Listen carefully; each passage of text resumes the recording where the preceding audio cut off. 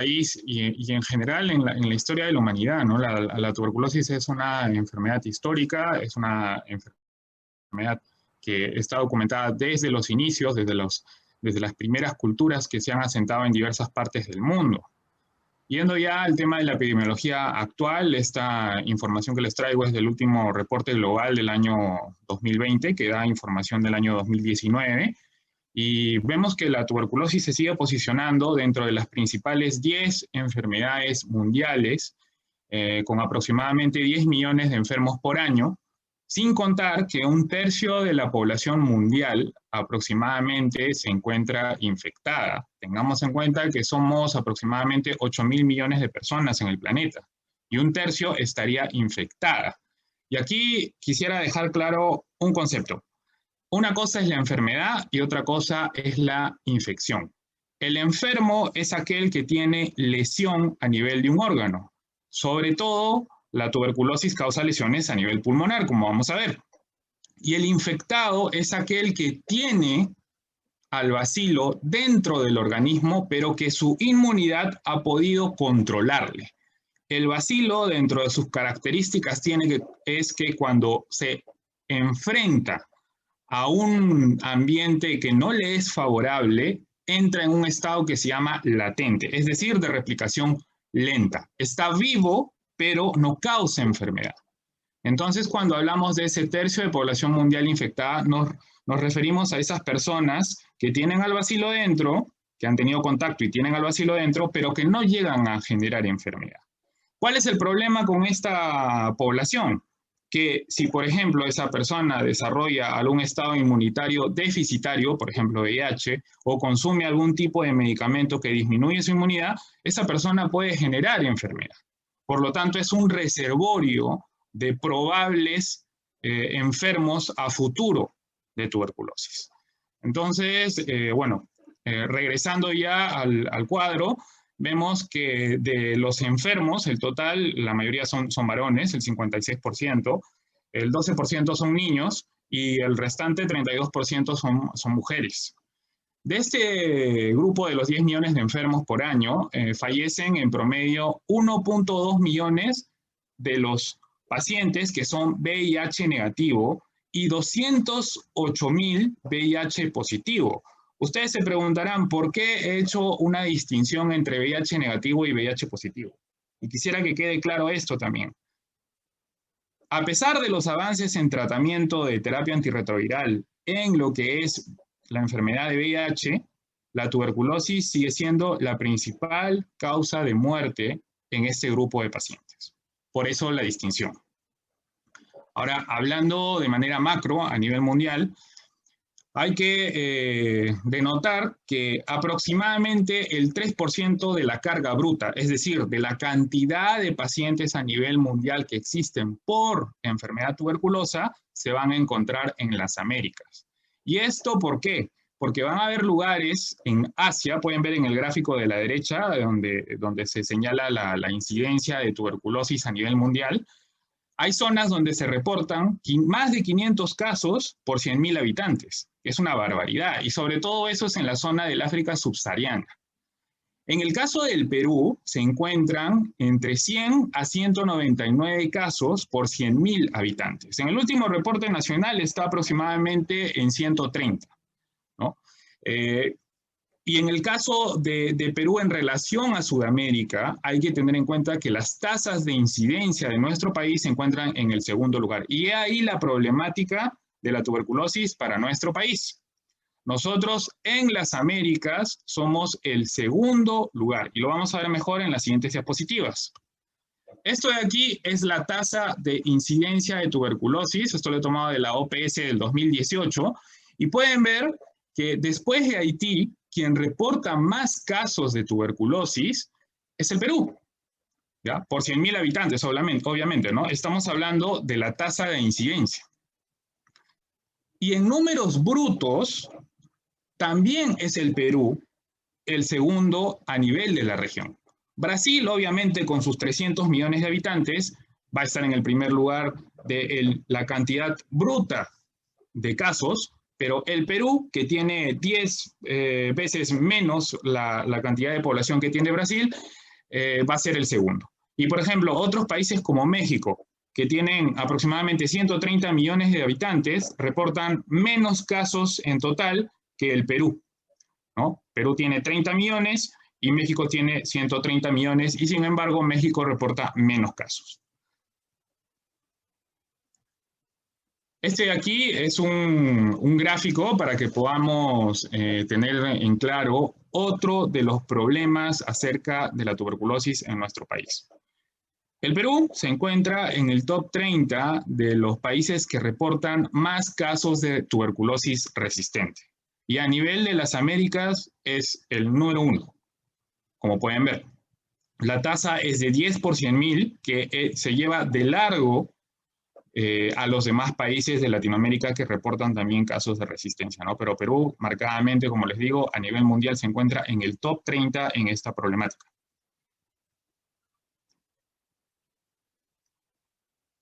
Este gráfico es para que podamos ver cuáles son las zonas rojas en nuestro país. Podemos ver que están pintadas de ese color efectivamente. Y vemos que el país la región o el departamento con mayor tasa de incidencia de tuberculosis es Ucayali. Es de 170 por 100.000 habitantes. Las otras zonas rojas son Loreto, Madre de Dios, Ica y Lima, ¿no? Y dentro de Lima, el Callao. Ahora, quisiera que tengan claro un concepto epidemiológico. Una cosa es la tasa de incidencia, que viene a ser el número de casos nuevos por 100.000 habitantes, y otra cosa es el número de casos bruto. Obviamente, Lima, al tener 10 millones de habitantes, va a ser la ciudad y a la vez el departamento que más casos brutos reporta. Pero ¿quién tiene la mayor tasa de incidencia en este reporte, que es el último que ha liberado el Ministerio de Salud? Ucayali. ¿Ya? Una cosa es el número de casos brutos y otra cosa es la tasa de incidencia. Por favor, quisiera que lo tengan claro porque ha habido algunas confusiones en cuanto a eso previamente. Ahora, yendo ya a lo que es el agente causal, pueden ver que el orden y la familia, ¿no? Pero quisiera denotar un dato importante. El Mycobacterium tuberculoso pertenece a una gran familia de las micobacterias, que son más de 150 entre las que son saprofitas y las que son patógenas. Dentro de estas 150 hay un grupo que se llama complejo Mycobacterium tuberculoso. Dentro de ese complejo Mycobacterium tuberculoso va a estar el Mycobacterium tuberculoso. Son dos cosas distintas. Por ejemplo, mencionar al Mycobacterium bovis. En el pasado, cuando no se pasteurizaba la leche, podía ser causa de tuberculosis intestinal. De hecho, en la actualidad, en los países más pobres, en esas regiones de África que hemos visto en África subsahariana, hay gente que todavía consume leche que está contaminada con tuberculosis por el Mycobacterium bovis. Pero regresando al Mycobacterium tuberculosis, que es la causa principal a considerar en áreas como las nuestras, en nuestro país, ¿no? Es el agente causal en el cual nos vamos a concentrar.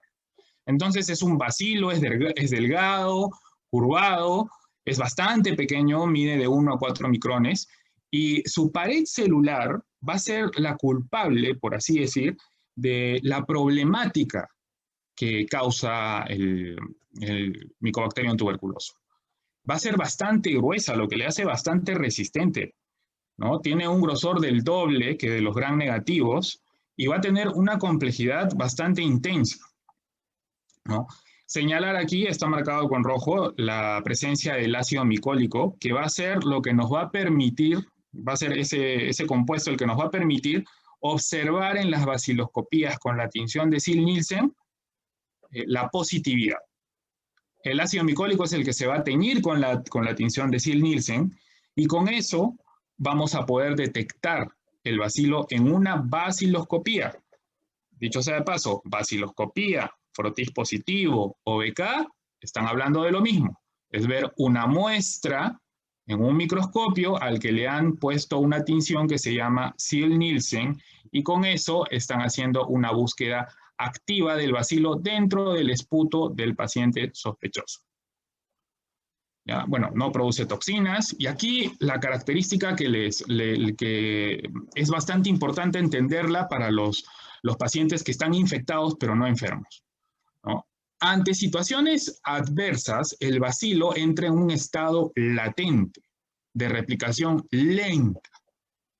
No va a causar enfermedad, pero si baja la inmunidad de ese paciente, la enfermedad se va a presentar. Entonces, por eso es tan importante y en la actualidad se discute cómo manejar a los pacientes infectados, ¿ya?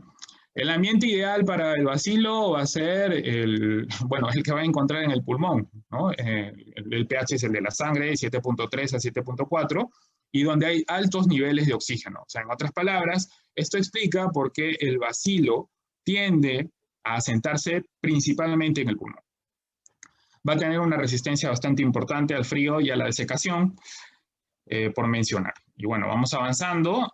Esto es para que tengan una idea de la composición que tiene la pared celular, pero lo vamos a avanzar rápidamente para ir al siguiente punto. Así se observa una baciloscopía con tinción Nielsen. Pueden ver ahí a los bacilos, está marcado con una flecha. Y yendo ya a cómo es que se da la transmisión por tuberculosis. Primero, tiene que haber una persona que libere los bacilos. Es decir, tiene que haber una persona enferma que está eliminando en el ambiente estos bacilos. Estos bacilos se van a liberar en el ambiente en las llamadas gotitas de Fluker, que miden de 5 a 10 micras. Esas gotitas se van a deshidratar y se van a formar lo que se llaman las partículas de Wells. Esas partículas de Wells son las que van a llegar a los alvéolos y van a finalmente causar la enfermedad. Pero para que esto suceda, tienen que haber otros factores a considerar. Por ejemplo, si estamos entre un paciente de tuberculosis y otra persona que no tiene tuberculosis, pero que tiene una enfermedad inmune, la probabilidad de que se infecte y que luego haya la enfermedad será alta. Otra característica sería de que un paciente que elimina altas cantidades de bacilos, aquel que se exponga a esa persona tendrá mayor probabilidad de generar la enfermedad. Si ambos se encuentran en un ambiente cerrado, sin ventilación, sin entrada de luz solar, mayor probabilidad. Y obviamente, si por ejemplo es un familiar que viven en la misma casa o que comparten una habitación, las probabilidades serán mayores de contagio. Es decir, van a haber factores que van a jugar en el momento de que una persona se infecte y que luego genere la enfermedad. Esto es más o menos lo mismo, ¿no? Una persona que tose bastante será más infectante para los demás que alguien que no lo hace. Alguien que tiene compromiso a nivel laringio. Los que tienen tuberculosis laringea, además de la pulmonar, pueden incluso tener bacilos no en el esputo, sino en la saliva, ¿ya? Aquellos que no se cubren la boca para toser, ¿no? O aquellos que no están recibiendo un tratamiento adecuado, ¿no? En cuanto a los procedimientos, aquellos que se hagan en la vía respiratoria, como la broncoscopía, por eso nosotros los neumólogos somos muy cuidadosos en elegir a un paciente que va a ir a broncoscopía, porque los que nos exponemos somos nosotros, ¿no? O también si es que es un paciente que tiene lesiones cavitarias. Las lesiones cavitarias que se pueden ver en la radiografía significan que el paciente tiene una carga basilar que elimina bastante intensa. Por lo tanto, ese paciente es altamente infectante para los demás. Obviamente, si tiene un cultivo positivo o si tiene baciloscopías positivas, ¿no? Mientras mayor sea, porque las baciloscopías informan BK 1 cruz, 2 cruces, 3 cruces, dependiendo de la carga bacilar, a mayores cruces, mayor carga bacilar, mayor probabilidad de causar infección en los que rodean a ese paciente, ¿no? Esto es más o menos lo mismo. Vamos a ir avanzando, ¿ya? Y básicamente lo que sucede es esto, ¿no? Habíamos quedado en que las partículas de Wells llegan al alvéolo, ahí el bacilo ingresa, ¿no? Va a haber el contacto y va a migrar a las zonas periféricas del pulmón. En un inicio, como en todo proceso inflamatorio, va a haber una respuesta inespecífica encabezada por el polimorfo nuclear. Pero aproximadamente a las 48 horas, los macrófagos y las células dendríticas van a llevar a estos bacilos a los ganglios linfáticos y ahí los van a presentar a los CD4. Estos CD4 se van a diferenciar en TH1 y van a secretar interferón gamma. Esto va a ocasionar la activación de los macrófagos y esta activación macrofágica va a llevar, si es que es adecuada, a la destrucción de los bacilos. ¿Ya? Entonces, cuando el organismo se está exponiendo a los bacilos tuberculosis, la célula más importante de respuesta va a ser el macrófago, y sobre todo el macrófago activado, ¿no? Es así que vamos a tener tres escenarios importantes. La curación sin infección, es decir, el macrófago por sus propias características genéticas, hay algunas personas que por sus antepasados tienen un sistema inmunitario tan fuerte que tienen contacto con el bacilo e inmediatamente con la inmunidad innata, el macrófago, sin necesidad de ser activado, elimina el bacilo. Esa es una opción. La segunda opción es la progresión local y diseminación. Son pacientes que tienen inmunodeficiencias, sobre todo genéticas, ¿no? Y también, bueno, adquiridas como VIH, ¿no? Y la otra opción es que se requiera de la activación macrofágica. Es decir, tiene que haber una activación de la inmunidad retardada, ¿ya? Y esta activación de la inmunidad retardada puede tener tres caminos. Que se controle la infección, es decir, se elimina totalmente el bacilo, que se queden los bacilos un remanente en estado latente, en cualquier momento se podrían activar, o que la inmunidad retardada sea vencida y que se progrese a la enfermedad.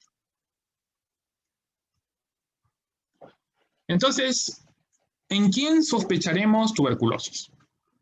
Hay una sintomatología clásica de tuberculosis, en la cual destaca los llamados sintomáticos respiratorios. Es decir, en nuestro país la definición de sintomática respiratoria varía de país a país y de guía en guía. Pero en nuestro país se define sintomático respiratorio aquel que tiene tos por 14 días o más. Esa es una característica típica y ese paciente sí o sí tiene que ser estudiado para descarte de tuberculosis. Si además ese paciente viene de lugares de alta carga tuberculosa, mayor razón para sospechar la TB. Y si tuviera algún infiltrado radiológico compatible, o incluso no compatible, ya que estamos en Perú y en general es una zona de alta carga de tuberculosis, debería de valorarse la posibilidad de que el paciente tenga tuberculosis. Pero además hay otra sintomatología que también es parte del cuadro clínico clásico, ¿no? La presencia de fiebre, de sudoración nocturna, de pérdida de peso e incluso la presencia de linfadenopatía, ¿no?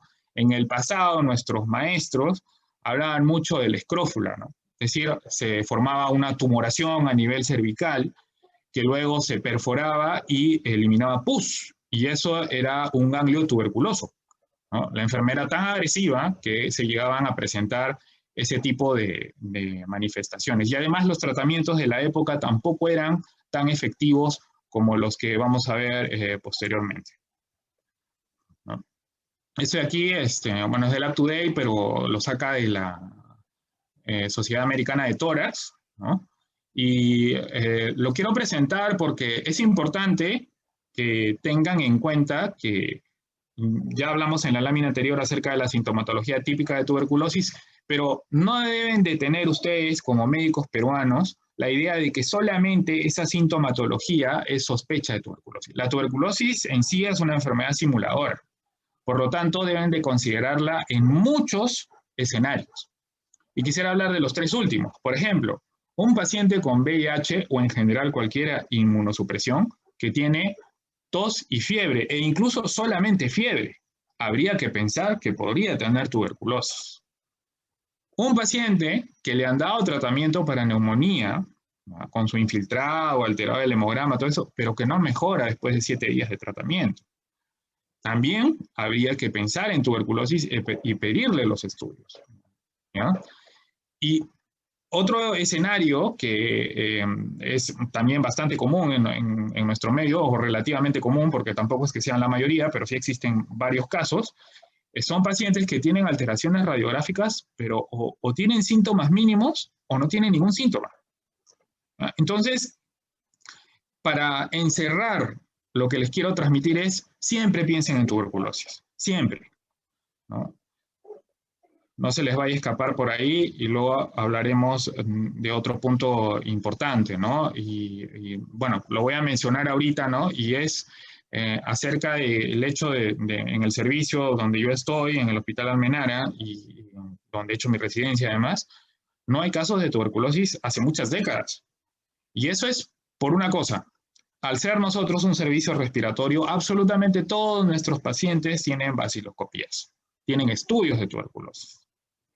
Mientras que en otros servicios, como por ejemplo muchas veces en cirugía o en otros que no tienen nada que ver con la parte respiratoria, los pacientes ingresan por otro motivo, pero resulta que tienen TB. Y ahí el personal de salud se está exponiendo. Ese mismo personal tranquilamente podría solicitar baciloscopías a todos sus pacientes y no habría ningún problema porque somos un país en las Américas endémico de tuberculosis. Y el mensaje es ese. Siempre tengan presente a la tuberculosis. El personal de salud está expuesto a la tuberculosis. Nosotros tenemos muchos pacientes del mismo hospital que son personal de salud, pero ninguno es del servicio de neumología, porque todos nuestros pacientes son dosados para tuberculosis. ¿Ya? Entonces, quisiera que eso lo tengan claro, porque cada uno hará su especialidad, la que mejor le parezca, pero creo que ese es un alcance que deben de tener presente, puesto que la tuberculosis no es un problema del neumólogo, ni del médico internista, ni tampoco del médico general o de los centros de salud, es un problema social y es un problema de todo el equipo de salud. Entonces, yo tengo un paciente que al cual estoy sospechando que tiene tuberculosis. ¿Qué es lo primero que le debo de pedir? Una baciloscopía para que le hagan la tinción de Sil-Nielsen a su esputo. Pero quisiera que tengan claro ya ustedes desde estudiantes que estas baciloscopías tienen que tener características importantes para considerarlas válidas. Primero, tienen que ser idealmente de 5 mililitros o más.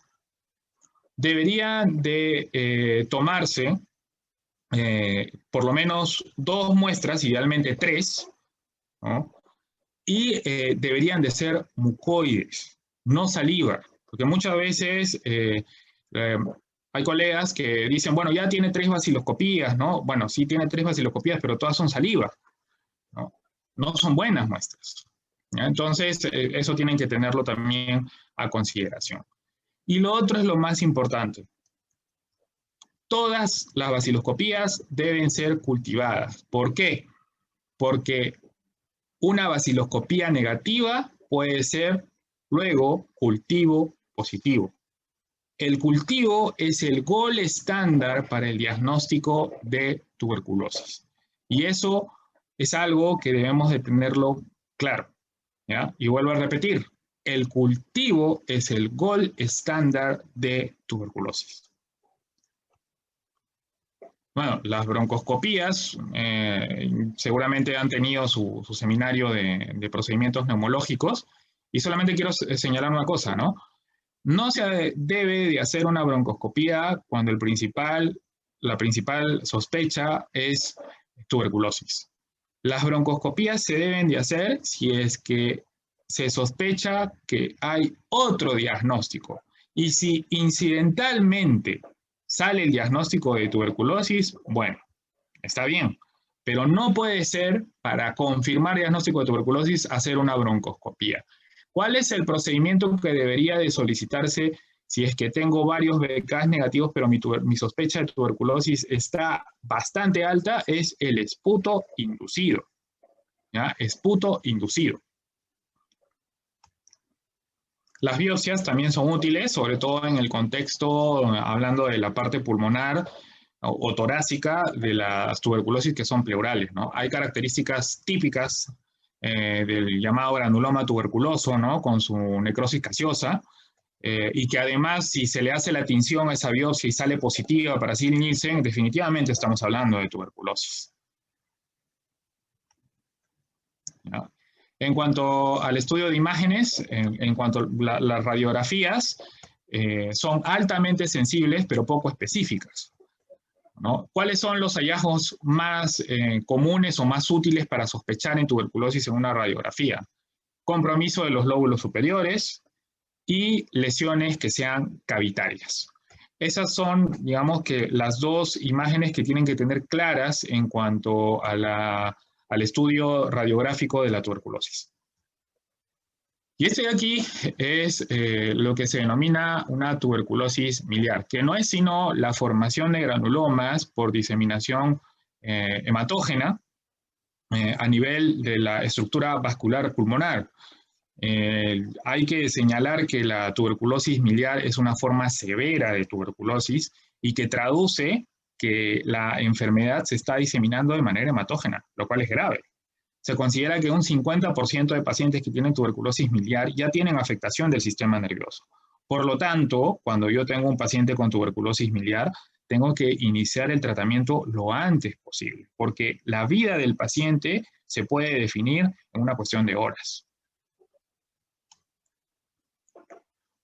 Bueno, para profundizar un poco más en cuanto a las medidas de diagnóstico y ya hablando de lo que es el rendimiento de las pruebas, habíamos dicho que las baciloscopías, BK, Frotis, VAR también se les dice, son lo mismo, que es el esputo del paciente que se estudia y que se le somete a la tinción de Ziehl-Neelsen para identificar los bacilos. Es la prueba más barata y más rápida. Se dice que cada baciloscopía cuesta aproximadamente 80 centavos, ¿no? El inconveniente es, por ejemplo, ¿no?, que para que salga una baciloscopía positiva, se considera que deberían de haber de 5.000 a 10.000 bacilos por mililitro. Es decir, la sensibilidad no es tan alta. Va a ser también operador dependiente. Y además va a requerir confirmación. ¿Por qué? Porque no solamente la tuberculosis va a ser causa de baciloscopía positiva. De hecho, en nuestro ambiente, cuando ya se tiene una baciloscopía positiva, inmediatamente se le inicia el tratamiento para tuberculosis. Sin embargo, se debe hacer el seguimiento del cultivo, porque es el cultivo el que nos va a confirmar el diagnóstico de tuberculosis, ¿ya? ¿Y cuáles serían los falsos positivos de una baciloscopía? Uno, de que no sea el Mycobacterium tuberculosis, sino sus primos, las micobacterias atípicas que están en el ambiente y que pueden causar enfermedad en pacientes inmunosuprimidos, sobre todo los que tienen VIH. ¿Ya? El tratamiento es distinto. Otra opción es que sea un paciente que está en tratamiento para tuberculosis, pero que tenía tanta carga bacilar que, bueno, demora en limpiar su esputo, pero los bacilos que elimina ya están muertos. ¿Cómo distinguiremos eso? Con el cultivo, porque cuando son bacilos muertos, no van a crecer en el cultivo. Y otras opciones ya más raras es la presencia de nocardias, por ejemplo, ¿no? También dan BK positivo. El cultivo, como les comentaba, ¿no?, es el gold estándar, y lo vuelvo a repetir por tercera vez, ¿no? El rendimiento es desde 10 bacilos por mililitro, el cultivo lo va a detectar, ¿ya? El problema es el tiempo que se requiere para el crecimiento de la tuberculosis en su medio de cultivo, sobre todo los clásicos, ¿no? El Lowenstein-Jenser y el agar, porque en los medios líquidos ya el tiempo se acorta bastante. En los medios como Lowenstein-Jensen y agar, el tiempo de crecimiento es aproximadamente de 1 a 2 meses, y en el medio líquido es entre 2 semanas a 1 mes. ¿Ya? Mencionar también que los cultivos no solamente nos permiten hacer un diagnóstico mucho más preciso de la tuberculosis, sino que además se utilizan, muchos de ellos, para hacer pruebas de sensibilidad para la tuberculosis. Obviamente eso no lo podemos hacer con la baciloscopía. Yo no voy a poder saber con una baciloscopía si un paciente tiene una tuberculosis resistente. Y como médicos del siglo XXI, ustedes tienen que tener claro que ya hemos pasado la barrera en la cual solamente se tenía a la mano para el diagnóstico la baciloscopía y el cultivo. Actualmente tenemos pruebas de detección molecular que facilitan bastante nuestro trabajo, ¿no? Estas pruebas de amplificación de ácidos nucleicos, así se les denomina, ¿no? Nos permiten hacer diagnósticos bastante rápidos, de 24 a 48 horas, aunque he de decir que la burocracia, que es una enfermedad en nuestro país, hace que pruebas que salen resultados en 48 horas, nos llegan a nosotros resultados todavía después de un mes y medio. Nos permiten detectar cuando la muestra o la carga bacilar en el esputo es bastante baja, e incluso siendo el BK negativo, pueden ver ahí que la sensibilidad llega al 80% y la especificidad del 95%. También nos permiten diferenciar la tuberculosis de las bacterias no tuberculosas, y sin embargo, la recomendación en nuestro país es que no reemplaza al BK o cultivo. Sin embargo, la Organización Mundial de la Salud ya tiene planes y ya tiene recomendaciones de retirar el BK para reemplazarlo por estos métodos de diagnóstico que vamos a revisar rápidamente. Este de acá es un gráfico del Global Report y pueden ver los diferentes escenarios de problemática de TB, ¿no? En el medio, la alta carga tuberculosa, al lado derecho, la combinación de TB y VIH, y en el lado izquierdo, lo de tuberculosis resistente. Y ahí van a poder encontrar a Perú, que les vuelvo a repetir, está en el top 30 a nivel mundial. Entonces, es importante que tengamos claro que un paciente con tuberculosis resistente conlleva a una mayor problemática para la sociedad, para quien lo trata y para las personas que están cerca de ella, ¿no? Pueden ver que ahí estoy poniendo la fórmula del tratamiento del esquema sensible: rifampicina, isoniazida, piracinamida y etambutol, R de rifampicina, H de isoniazida, Z de piracinamida, E de etambutol. Y la R está con mayúscula. Y por favor, que quede claro esto: la rifampicina es la mejor droga antituberculosa de la historia. Es la droga que ha permitido que el esquema sea solo de 6 meses. Es la droga que ha permitido que los índices de curación lleguen a aproximadamente 90%. Y es la droga que ha permitido que este esquema que tenemos en la actualidad es uno de los menos tóxicos, es el menos tóxico de la historia, ¿ya? Porque la primera droga, por ejemplo, fue streptomicina y casi todos se quedaban sordos, ¿no? Y así, ¿no? Hay una serie de drogas que no voy a profundizar, pero la rifampicina es la droga estrella de la tuberculosis. Cuando la rifampicina no se puede utilizar en un paciente, es un problema para el médico y para el paciente. Entonces, hay algunas definiciones que hay que tener claras. Monoresistente quiere decir que es resistente a cualquiera de las 4 drogas del esquema sensible. Poliresistente quiere decir que es resistente a rifampicina o isoniazida más una de las otras 2 drogas, o sea, piracinamida y etambutol. MDR ya es otra definición, multidroga resistente. Aquí estamos hablando de resistencia de rifampicina, siempre rifampicina, ¿no? Y la segunda droga más importante de este esquema, que es la isoniazida. Ese es un MDR.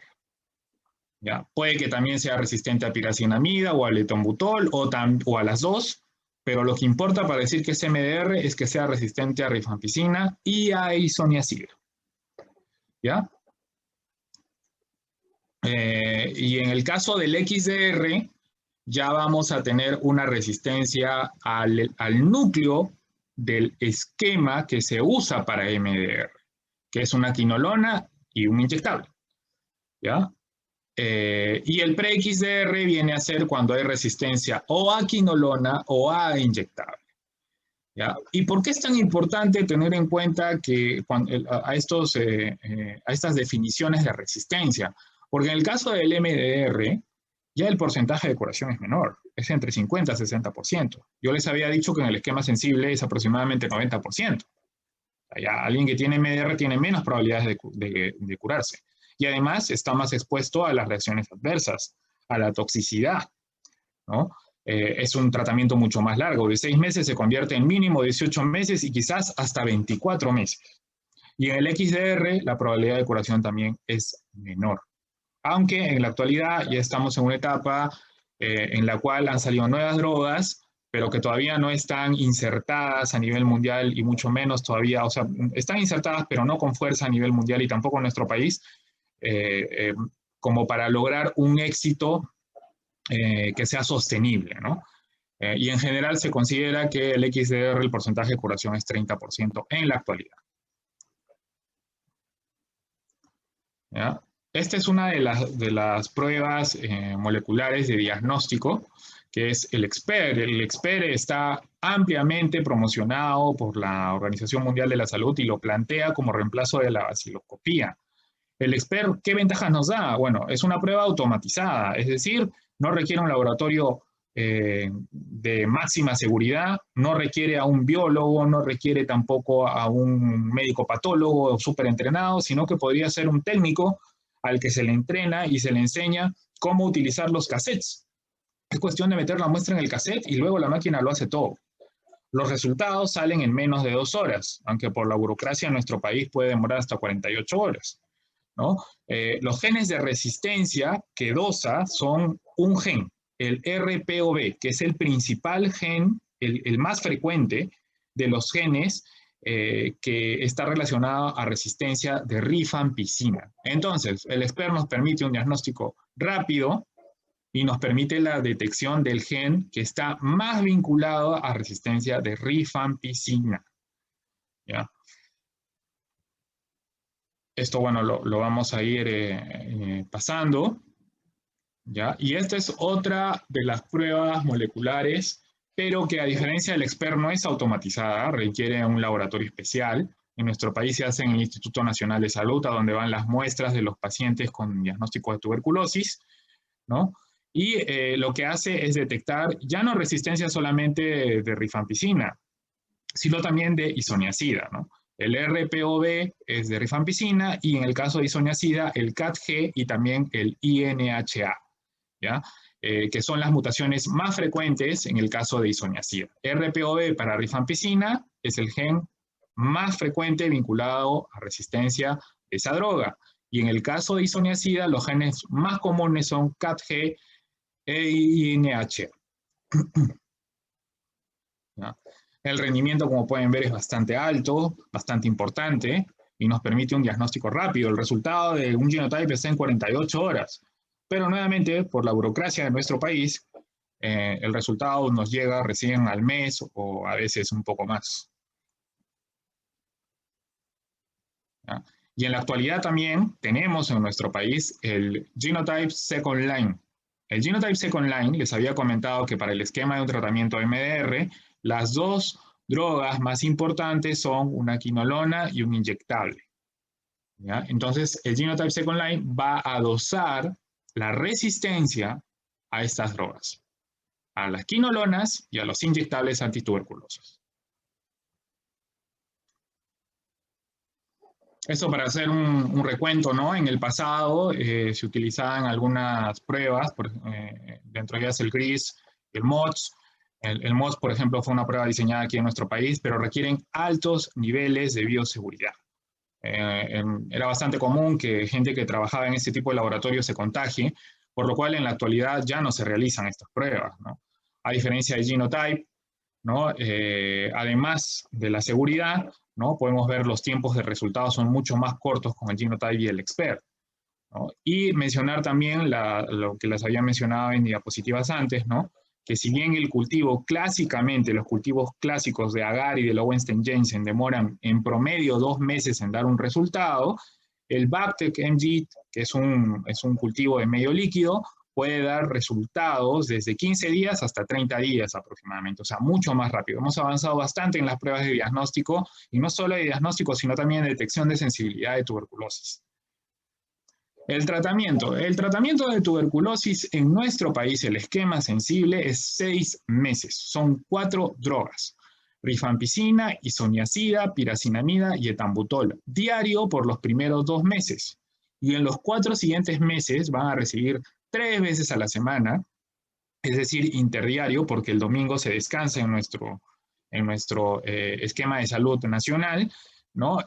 Rifampicina e isoniazida hasta terminar los 6 meses. Aquí tienen las dosis que las pueden revisar. Todo esto es de la norma técnica nacional, que la última es del 2013 en cuanto a tuberculosis, y tiene un apartado complementario del 2018 de tuberculosis resistente, ¿no? Pero que no está muy bien definido porque ha habido muchos cambios en la Organización Mundial de la Salud y que requiere ser actualizada, ¿no? Entonces, el tratamiento de la tuberculosis, algunas palabras, ¿no? La tuberculosis como les mencioné al inicio de la charla, es un problema histórico. ¿Y por qué, no? Ya hemos hablado de varias características, ¿no?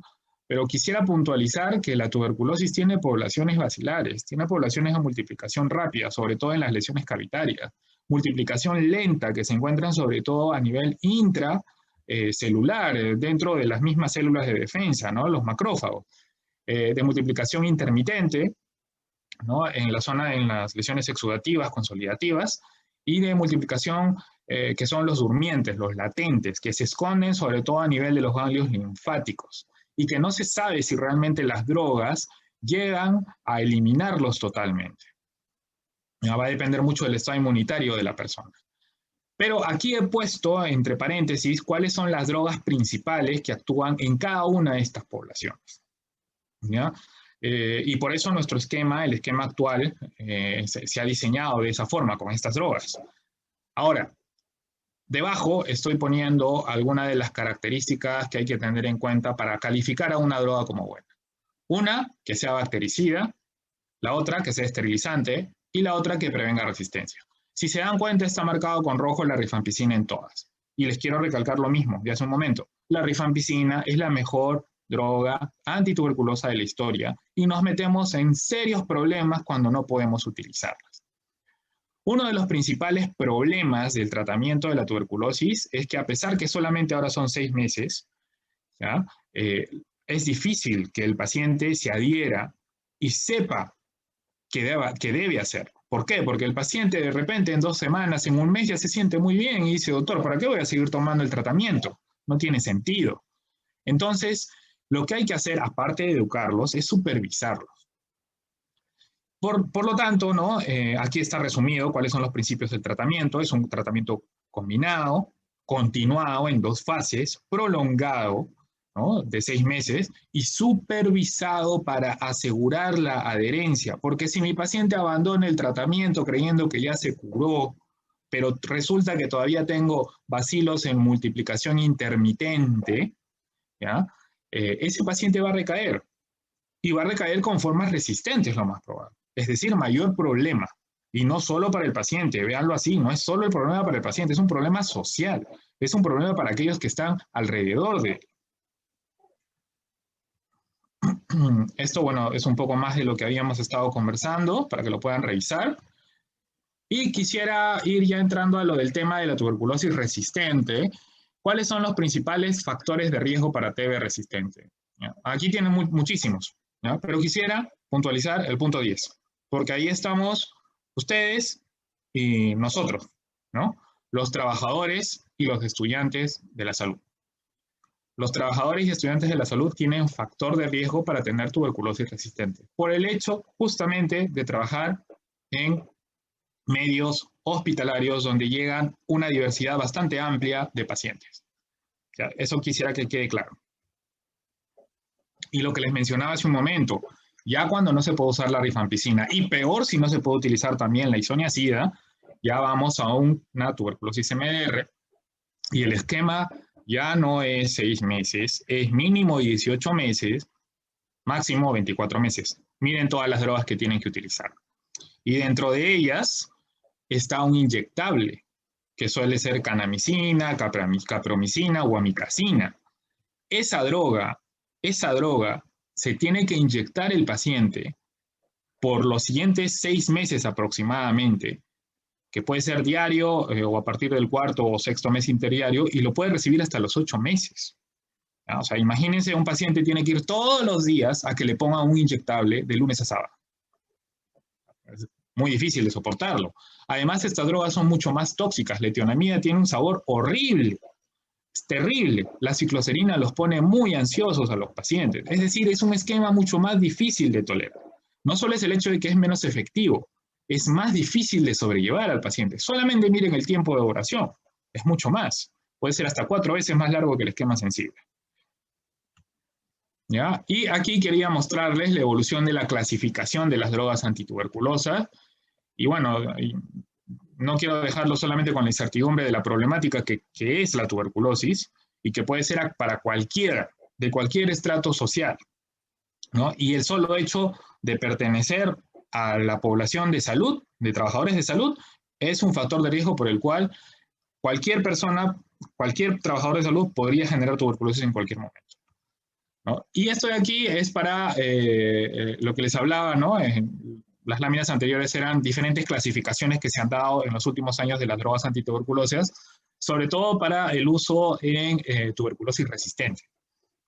Y en esta última clasificación, podemos ver la presencia de drogas que han demostrado una efectividad bastante esperanzadora, ¿no? Como la bedaquilina, el linezolid, la clofazimina, ¿no? Que se han unido, ¿ya? Y reemplazado a otras drogas que son mucho más difíciles de sobrellevar y altamente tóxicas como los inyectables, ¿no? Y por lo tanto, el mensaje es, hay esperanza de que con estas drogas en algún momento se puedan tener esquemas que sean vía oral, que sean más tolerables y mucho más exitosos, que eso es lo que se está viendo con estas drogas que están en el grupo A.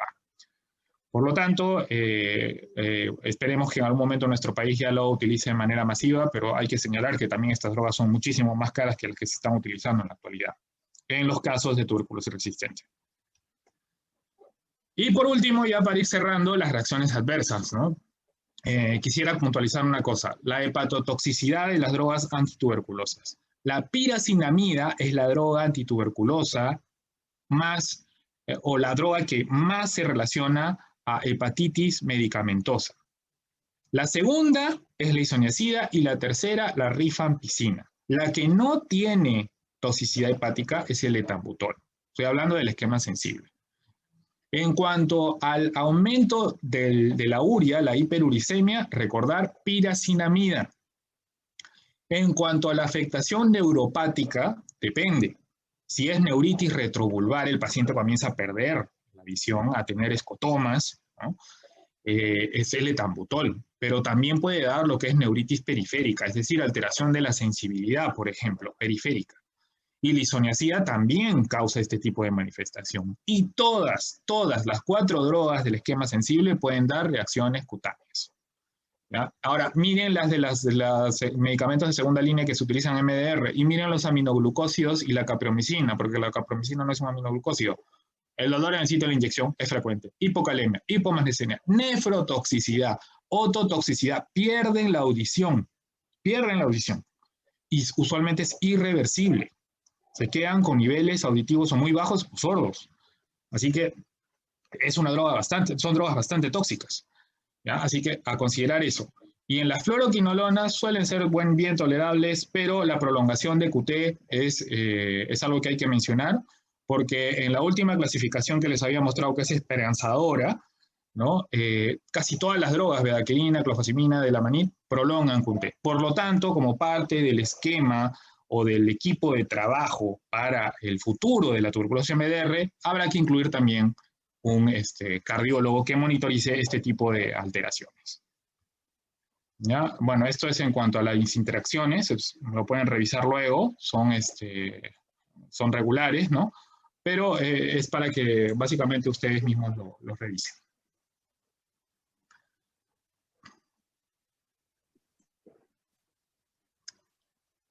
Gracias, doctor Kevin, por la magnífica disertación que ha hecho usted.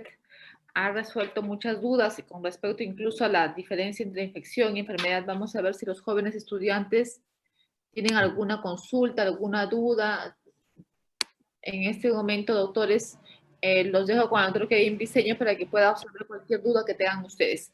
Pueden hacerlo en el chat o de repente levantando la mano o tranquilamente abriendo su micrófono.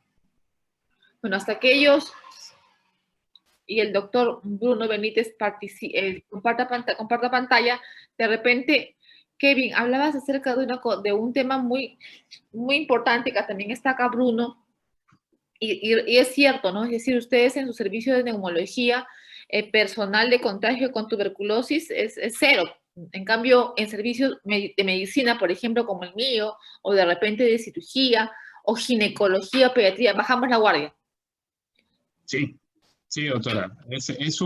Digamos que quizás el hecho de estar a la defensiva de nosotros, ¿no? saber que trabajamos con la parte respiratoria y que manejamos tuberculosis de una manera masiva, ¿no? Porque tenemos un área de tuberculosis incluso, hace que nosotros estemos siempre con la tuberculosis en nuestra cabeza. Y como lo comentaba, ¿no? Nosotros tenemos muchos colegas que son tratados en el consultorio de PCT, de servicios que uno no pensaría, ¿no? Como por ejemplo dermatología, anestesiología, patología clínica, ¿no? Que por ahí se podría pensar en qué momento se contagiaron.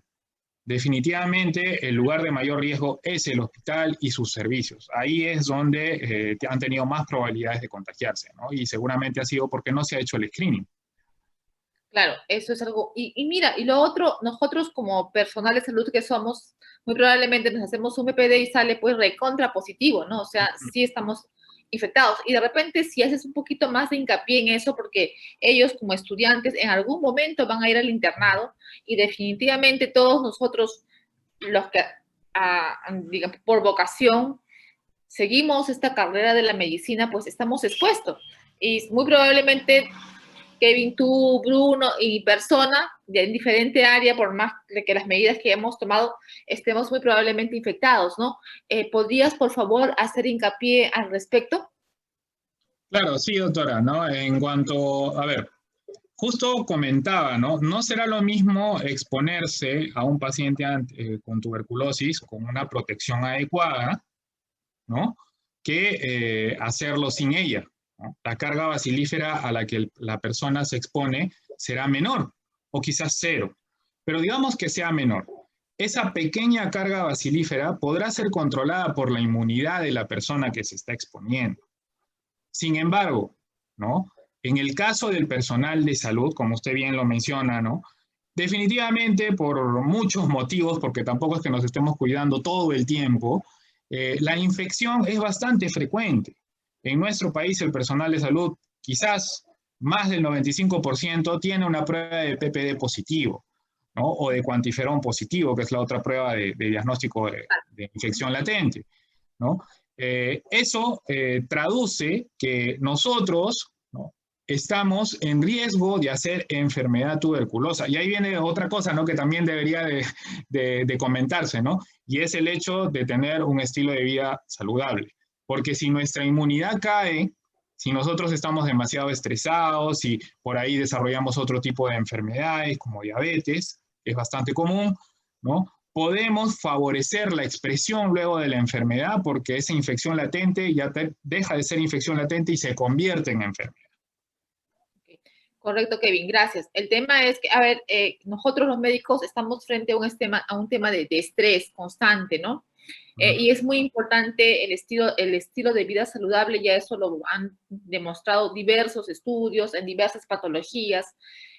¿Cómo explicarías tú ahora que con el COVID y estamos con la mascarilla, de alguna forma u otra nos protegemos y Perú ya con toda la epidemiología que tú la has graficado muy bien, diseñado muy bien, de alguna forma, digámoslo así, hace que el COVID pueda estar, estamos en la segunda ola, mientras Europa ahorita, Italia está en la tercera ola, creo, y Europa en la cuarta ola, ¿no? Si es que no me equivoco, la tuberculosis no debería de ir, pregunto, en una relación, digámoslo así, completamente en polos opuestos.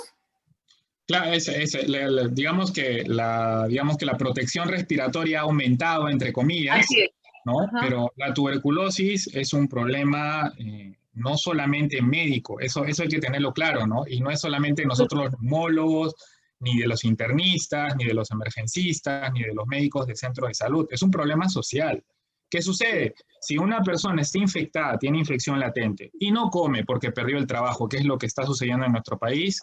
El otro día el ministro hablaba de casi 3 millones de personas que han perdido su trabajo en esta pandemia, ¿no? Ya no comerán igual.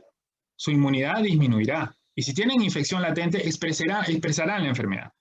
Ahora, el hecho también se pensaba de que las personas al estar recluidos en los ambientes, en sus casas, pueda favorecer la disminución de la expansión, vamos a decir, de la enfermedad. Lo que ha conllevado es que en los lugares más pobres de nuestro país, donde hay ollas comunes, ¿no? Esas personas que viven en un solo ambiente, más bien están contagiando a los demás con los cuales están cumpliendo la cuarentena. Y en términos generales, se espera que el COVID tenga como efecto colateral con la tuberculosis un aumento del 30% de casos a nivel mundial. Okay. Eso es lo que reporta el Global Report del 2020, ¿no? Y es una preocupación como consecuencia de todo lo que está sucediendo. Algo similar sucedió en Europa después de la Segunda Guerra Mundial. O sea, la pobreza llevó a que la tuberculosis haga brotes bastante importantes, ¿no? En una población que, aunque tenía tuberculosis, no era un problema de los principales, ¿no? Pero sucedió.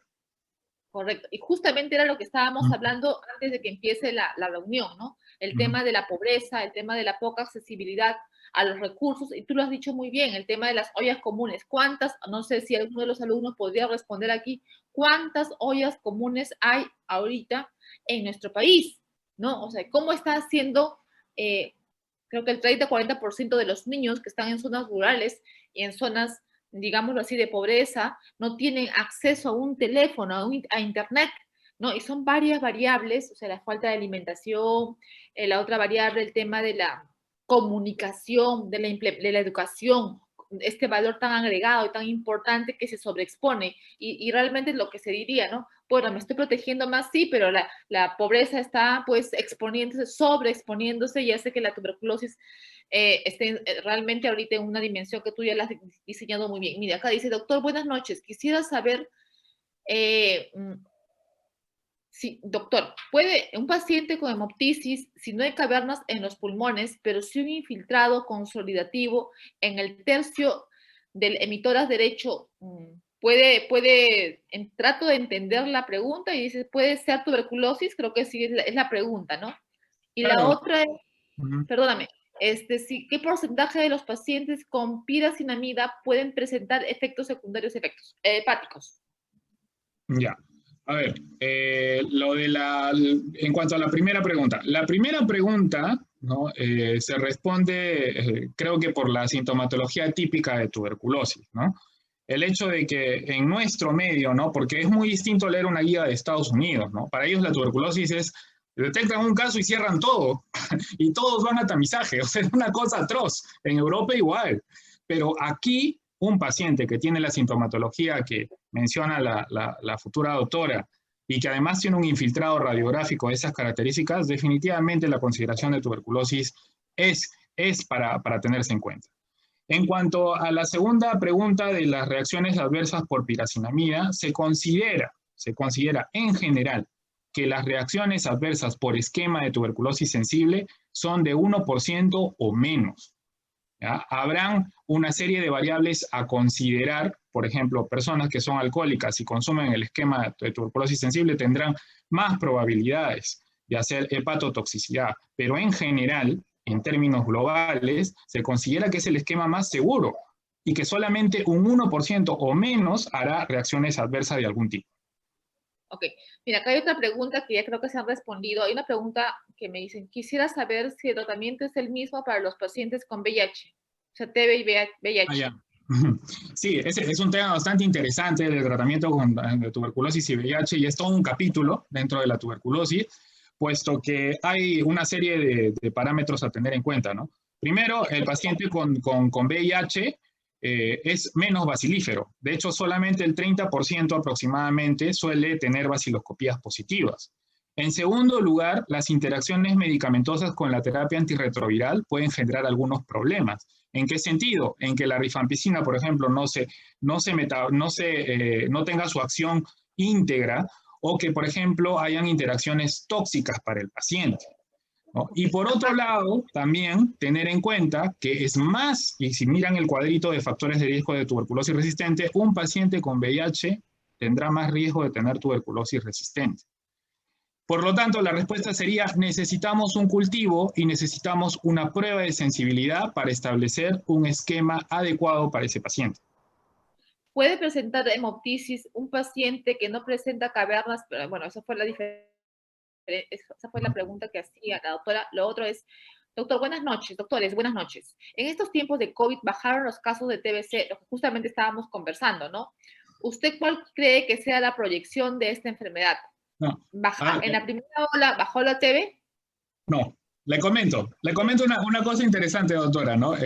Bueno, yo trabajo con el doctor Dávila, que es el coordinador, es una de las áreas que estoy viendo con él, y llegó un documento donde nos llamaban, digamos, una observación acerca de que la cantidad de vaciloscopías del año pasado era mucho menor, ¿ya? Es decir, la cantidad de vaciloscopías había disminuido, pero el doctor Dávila sacó la data y la cantidad de pacientes que habían aparecido era mucho mayor. O sea, si bien se había hecho menos screening, había más diagnóstico de tuberculosis, por todo lo mencionado. Y se espera, como lo vuelvo a decir, a nivel mundial, un aumento del 30% de casos post-pandemia, ¿no? Por No es todo lo que cualquier... hemos estado hablando, por las otras variables, ¿no? Claro, es que no Por todo lo solamente hay que que ver la social, parte de contagio y de económico. protección, sino, ¿no?, la cuestión nutricional, la cuestión económica. O sea, la tuberculosis hay que entenderlo como un problema social.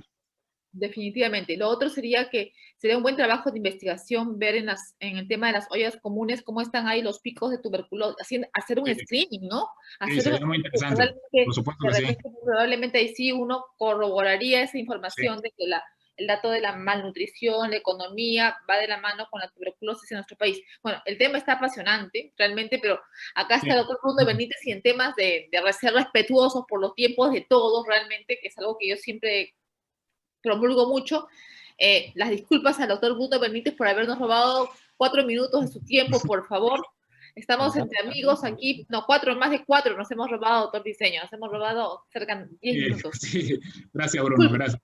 Sí, No, somos amigos acá, pero igual las disculpas, igual siempre el respeto ante todo, y es lo que es, en la clase inaugural conversé con los jóvenes estudiantes, que son nuestros hermanos menores. En este momento vamos a presentar al doctor Bruno Benítez. El doctor Bruno Benítez, como ustedes lo han visto acá, está desde el inicio de la clase, de la sesión, compartiendo con ustedes, muy llano también el doctor a que le hagan preguntas, consultas.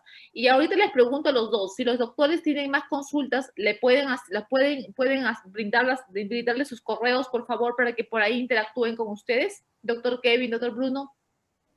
claro, ¿Sí? por supuesto que sí, al correo institucional.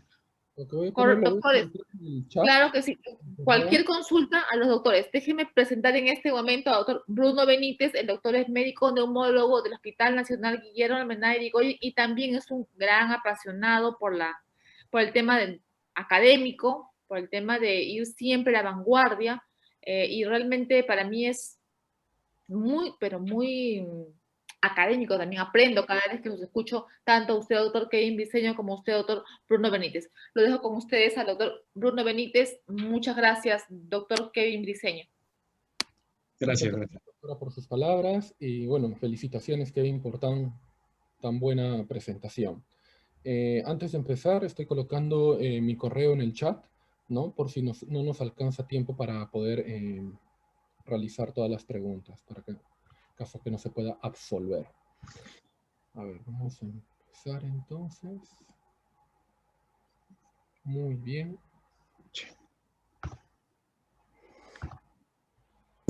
Muy bien, chicos. Mi nombre es Bruno Benítez y soy médico neumólogo, médico ocupacional. Actualmente trabajo en el Hospital Guillermo Almenara. Y el día de hoy vamos a tocar lo que es la patología pleural, enfocándonos en dos patologías muy importantes, ¿no? Que es tanto el derrame pleural como el neumotórax. ¿Cuáles son los objetivos de aprendizaje? Bueno, pues en primer lugar, ¿no? La definición conceptual, qué es el derrame pleural, qué es el neumotórax, cuáles son los principales mecanismos en esta primera parte de lo que es el derrame pleural, cómo identificar las principales causas, cómo dividirlas, ¿no? Según la fisiopatología y según las características bioquímicas, ¿no? Y el mismo, ¿no? Y la toracocentesis diagnóstica, las consideraciones generales que nosotros tenemos para lo que son las toracocentesis. Muy bien, entonces, empezando, ¿no? ¿Qué es la pleura? La pleura es una membrana serosa, recordar, ¿no? En lo que es anatomía, que en la tercera semana de gestación es una membrana que se forma en la tercera semana de gestación, que deriva del mesodermo, y que esta a su vez se va a dividir en dos partes, ¿no? Una membrana parietal y una membrana visceral, o una pleura parietal y una pleura visceral. ¿No? La pleura visceral, lógicamente, va a cubrir toda la... es un revestimiento pulmonar, y la pleura parietal va a recubrir la membrana o la pared torácica, la parte interna torácica, el diafragma y el mediastino. Muy bien. De la misma manera, en la pleura tenemos un espacio virtual, ¿no? Hay que recordar que ese espacio es un deslizamiento, ¿no? Es como si nosotros pegáramos dos vidrios, ¿no? Y pusiéramos un poco de líquido entre estos vidrios, un aceite, ¿no? Entonces lo que hace la pleura, las pleuras, ¿no? El acoplamiento de ellas hace un deslizamiento para que pueda haber una buena amblexación con respecto a los pulmones, ¿no? Pero ¿qué es lo de... antes, ¿cuánto es la cantidad de líquido pleural que nosotros tenemos? Es aproximadamente 15 mililitros, ¿no? Como máximo 10 a 15 mililitros. ¿Cuánto es la producción que nosotros hacemos? Es de 0.1 mililitros kilo hora. ¿Listo? Y esto obviamente se va reabsorbiendo, ¿no? Se produce, se reabsorbe y así sucesivamente. Ahora, ¿qué es lo que pasa cuando ocurre un derrame pleural? Entonces hay un desbalance de fuerzas, que lo vamos a ver en unas diapositivas más adelante, ¿no? Donde este líquido que era 10, 15 mililitros empieza a aumentar, ¿no? Empieza a aumentar progresivamente y ya genera la enfermedad como tal, ¿no? Entonces, ¿cómo se define el derrame pleural? Es la acumulación anómala excesiva de líquido en la cavidad pleural. Y esto es como les mencionaba, por un desequilibrio entre la producción y reabsorción de líquido. Este es un cuadro que sale del New England Journal. Este cuadro es muy interesante, ¿no? Si ustedes pueden ver, nosotros tenemos, lo podemos dividir en tres partes, ¿no? Una pleura, un espacio parietal, el espacio pleural y un espacio visceral. Y entre ambos lugares hay un juego de fuerzas, ¿no? Un juego de fuerzas tanto en presiones hidrostáticas o presiones de agua, que dentro del espacio pleural es de menos 5 centímetros de agua, y tenemos la presión oncótica, la cual es más 5 centímetros de agua. Entonces se dan cuenta, ahí hay un juego, ¿no? Un juego entre ambas presiones. Este juego entre ambas presiones hace que sea uniforme y que el líquido en la cavidad pleural se mantenga también uniforme. Pero ¿qué es lo que pasa cuando nosotros tenemos ciertos componentes, en el caso de la presión hidrostática, que aumentan la cantidad de líquido o aumenta la presión hidrostática? Ejemplo clásico, pacientes con insuficiencia cardíaca, ¿no? Que tienen una hipervolemia, entonces va a haber una mayor producción, van a tener una mayor cantidad de plasma y este plasma va a ser infiltrado, ¿no? En la cavidad pleural, esta mayor producción, y va a aumentar la presión hidrostática, ¿no? Eso es por parte, por ejemplo, en una insuficiencia cardíaca. Pero ¿qué es lo que pasa en lo que son las presiones oncóticas? Por ejemplo, pacientes que tienen hepatopatías, cirrosis hepática, ¿no? Recordemos, el hígado es uno de los principales órganos en la producción y en la síntesis de proteínas. Entonces, cuando disminuye la producción de proteínas, disminuye la presión oncótica. Va a haber una mayor presión hidrostática y, lógicamente, va a haber un acúmulo de líquido. ¿Listo? Entonces, ustedes tienen que más o menos ir con este cuadro, ir viendo, ¿no? O sea, ¿qué factores me pueden a mí contribuir a tener una mayor presión hidrostática? ¿Qué factores me pueden a mí disminuir una presión oncótica? ¿No? Ya sea la presión hidrostática por líquidos o la presión oncótica por proteínas. Ahora, todo este líquido pleural que, como les decía, va recirculando y recirculando y recirculando, obviamente tienen que drenar, ¿no? ¿Y dónde drena? A través de los capilares de la pleura parietal, drenan a los conductos torácicos, al conducto torácico, perdón, ¿no? Pero, ¿qué pasaría si nosotros tenemos una obstrucción de conducto torácico? Un ejemplo común, en los casos de linfoma, ¿no? Los ganglios pueden comprimir los conductos torácicos o comprimir los vasos linfáticos y va a haber un flujo retrógrado. Como hay un flujo retrógrado, ¿qué va a hacer el espacio pleural? Va a aumentar, ¿no? Entonces, hay que también tener en cuenta ello, ¿no? Como un mecanismo fisiopatológico, los linfomas. No, las obstrucciones linfáticas por parásitos, por ejemplo, la Bucheria bancrofti, ¿no? La filariasis, ¿no? Entonces también es otra causa. Entonces ustedes con este cuadrito pueden más o menos entender cuáles pueden ser las posibles causas, ya sea por presiones, por desbalance de presiones o porque no hay un buen desfogue, ¿no? Del líquido pleural, ¿no? En el conducto torácico. Muy bien. Causas de derrame. Bueno, más que causas de derrame, la clasificación del derrame pleural. El derrame pleural se va a clasificar en dos grandes grupos, ¿no? Un grupo que es el exudado y otro grupo que es el trasudado, ¿no? Y esto va a estar en relación a lo que es la relación del DHL, la relación de proteínas y el DHL en líquido pleural. Estos dos nos van a diferenciar estos grandes grupos. Ahora, estos son los criterios de Light. He puesto en el tercer punto, por ejemplo, ustedes ven, podemos usar los criterios de Hefner.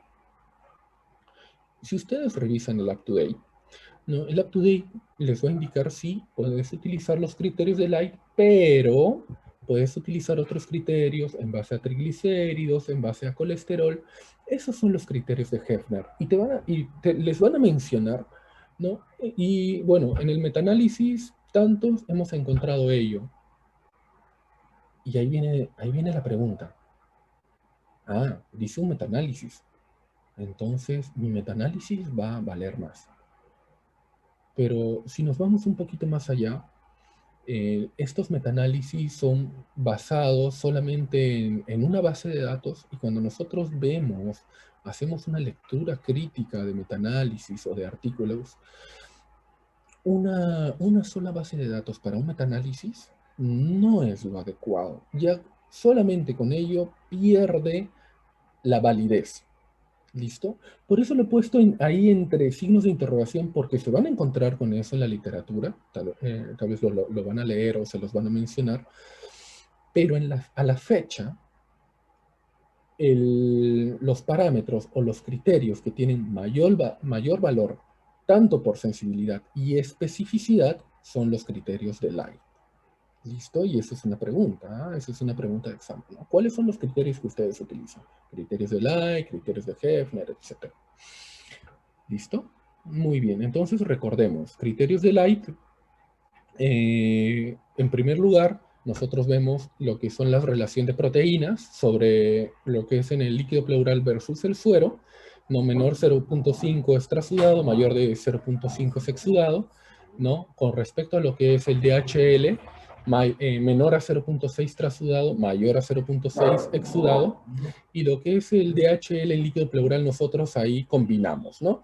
Lo que es el DHL sérico, ¿no? Si es menos a 2/3 del valor sérico normal, ¿no? Entonces es un trasudado. Si es más de 2/3 en relación al valor sérico, pues es un exudado. ¿Listo? Otra cosa que también deben de tener en cuenta es, y me pueden preguntar, ¿no? Pero doctor, usted está tomando proteínas dentro de sus variables. ¿Y qué pasaría si mi paciente, por ejemplo, es un paciente que tiene un problema de proteínas, una desnutrición, ¿no? O son pacientes que dializan, ¿no? Especialmente los pacientes que dializan. ¿Puedo utilizar los criterios de Light? Pues ahí los criterios de Light van a necesitar un refuerzo, que es el gradiente de albúmina. Y el gradiente de albúmina es simplemente una resta entre la albúmina sérica versus la albúmina en el líquido acítico. ¿Sí? El gradiente de albúmina se utiliza más en líquido acítico, pero también se puede extrapolar. Ahí me están escribiendo. Ah, ya. Siguen escribiendo con lo que es el... Ya, ok, listo. Entonces, también aparte de los criterios de Light, también podemos ver el tema de utilizar los criterios de albúmina, de gradiente de albúmina, en el caso, solamente en el caso que sea un paciente con un problema de una hipoalbuminemia severa y o pacientes que dializan, ¿no? Entonces, ahí es donde nuestros criterios de Light se van a ver un poco debilitados y necesitamos ese soporte. Muy bien.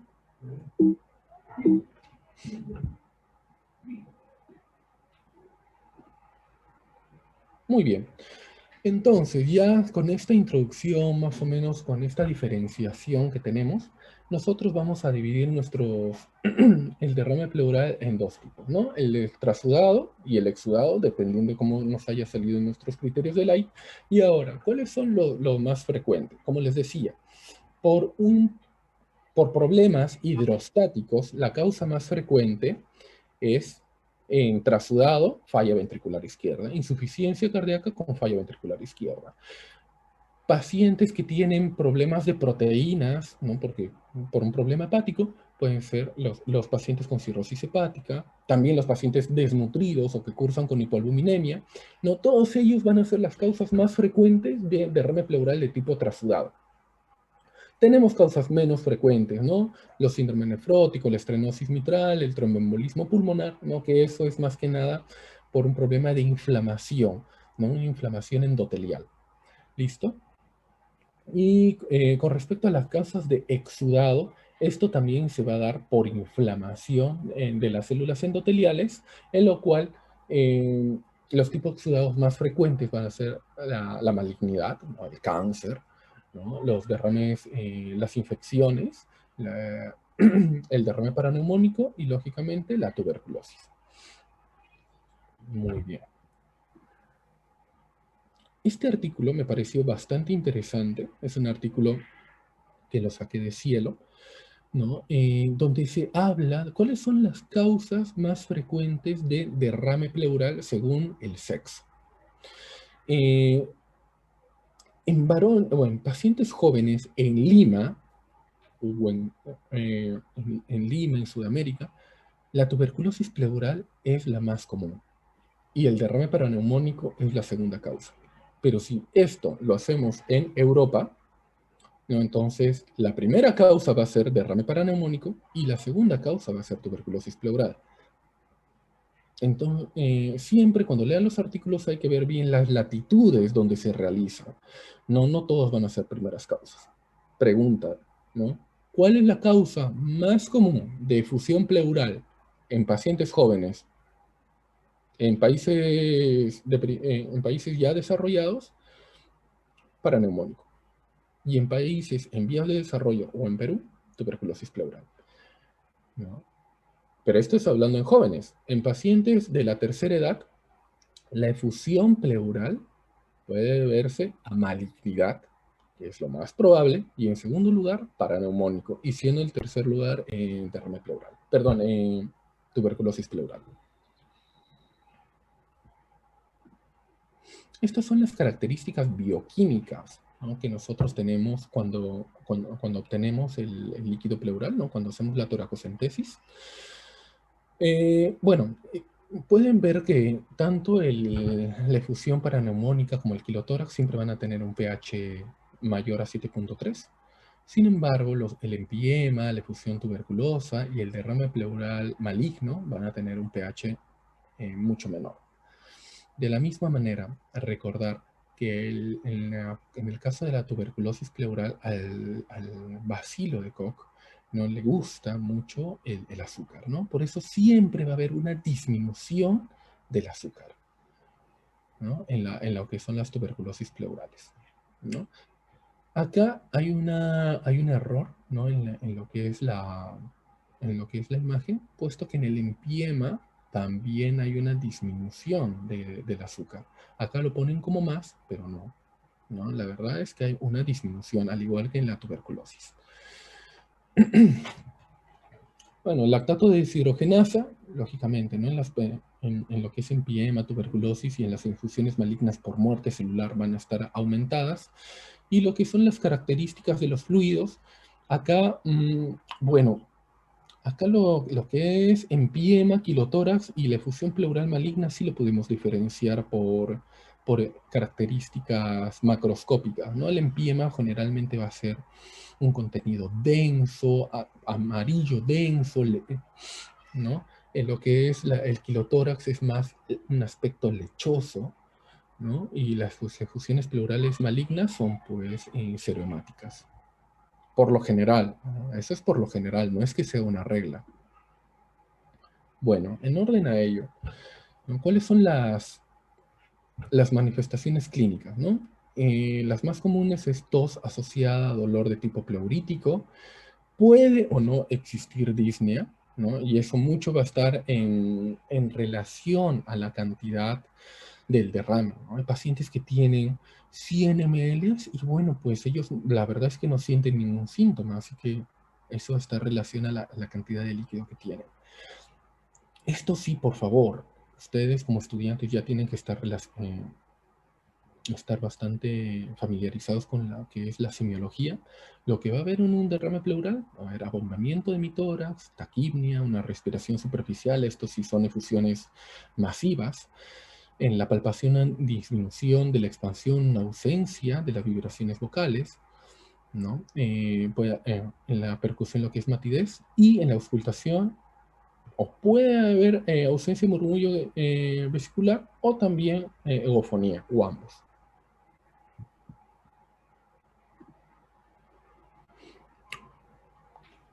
Cuando nosotros nos aproximamos en un paciente que ya tenemos las características semiológicas y tiene también, ¿no? Antecedentes de una enfermedad renal, perdón, sí, está bien, una enfermedad renal, o pacientes que tienen insuficiencia cardíaca, ¿no? O alguna hepatopatía, ¿no? Y en el examen nosotros vemos abombamiento, ausencia de murmullo, egofonía, tenemos sospecha. El primer examen es una radiografía de tórax. Pero acá es muy importante, cuando nosotros pedimos una radiografía, en la medida de lo posible pedir una proyección posterior anterior y lateral. Y la importancia radica en la cantidad. Nosotros vamos a ver una radiografía normal si es que el paciente tiene menos, en una proyección posterior anterior, si es que el paciente tiene menos de 150 mililitros. No se va a ver reflejada en la radiografía. Sin embargo, a este mismo paciente le tomamos una proyección lateral, puede haber una obturación del seno costodiafragmático y eso es porque no lo vamos a ver en la PA. Y es porque tiene, como les menciono, ¿no? Una cantidad menor de líquido pleural. ¿No? Ahora, hay otra técnica que es en la de cúbito lateral para ver en proyecciones que tengan 10 mililitros, pero es algo que la verdad en mi práctica no lo he visto, es algo que lo menciona la literatura, pero la verdad es que no lo he visto. Eso más que nada lo que hacemos ahí es ecografía.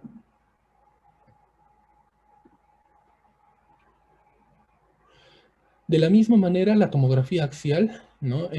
Podemos ver nosotros efusiones a partir o cantidades de líquidos a partir de 10 mililitros, ya se puede observar. Recordar que 10 mililitros todavía está dentro de lo normal, ¿no? No es que eso sea normal, ¿no? Por ejemplo, en este caso, ¿no? A ver, déjenme ver si puedo utilizar el puntero.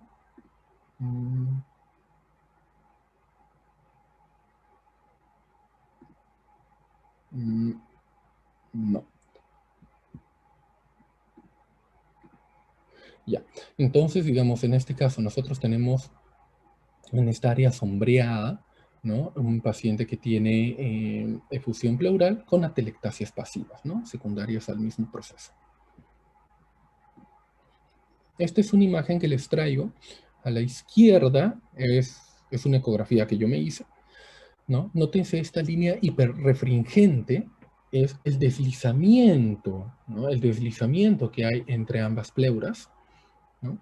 Y a la derecha es un paciente que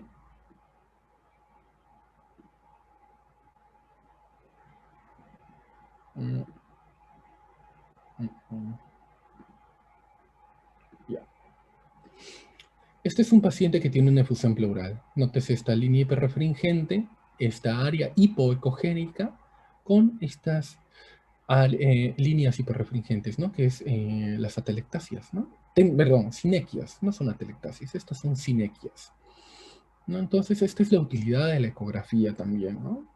la ecografía pulmonar, que ahora actualmente se está utilizando bastante con más frecuencia cada vez. Muy bien, entonces, una vez que nosotros hemos hecho el diagnóstico, ya sea por radiografía, tomografía o ecografía, bueno, el próximo paso es determinar qué es. ¿Será un paciente con una efusión pleural maligna? ¿Será tuberculosis? Lo que sí hay que acá dejar claro es lo siguiente. Pacientes que tienen una efusión unilateral son aquellos pacientes que los vamos a estudiar.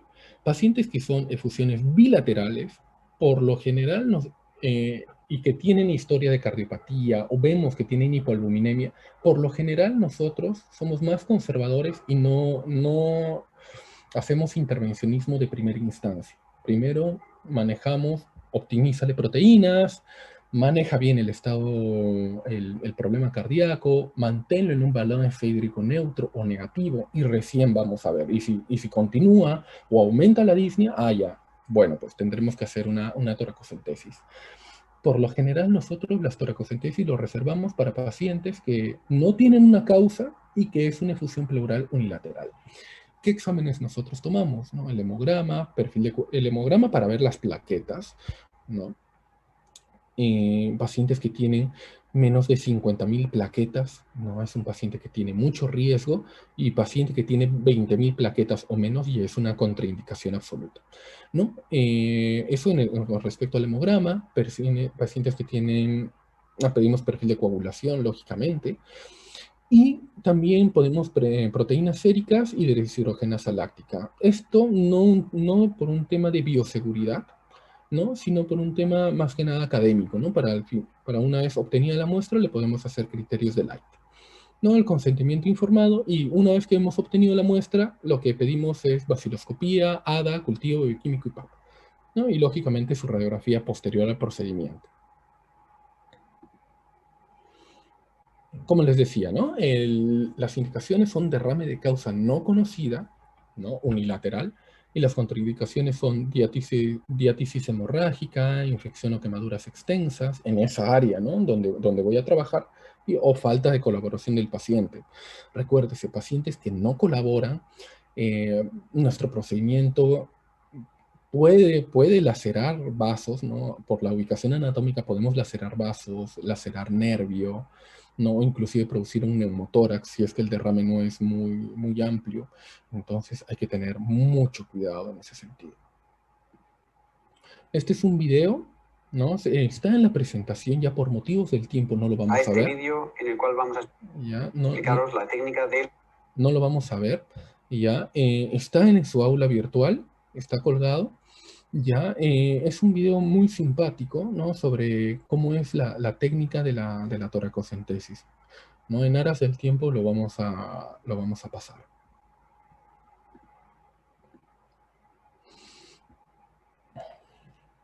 Bueno, entonces dentro de los puntos clave, recordar que el derrame pleural, dentro de todas las patologías pleurales que podemos tener, no es la patología más frecuente. La insuficiencia cardíaca con falla ventricular izquierda es la causa más común en cualquier grupo etario, ¿no? De derrame pleural, siempre y cuando este sea trasudado. El paraneumónico es la causa más frecuente de exudado en pacientes adultos, en pacientes en vías de desarrollo, pero, ¿no?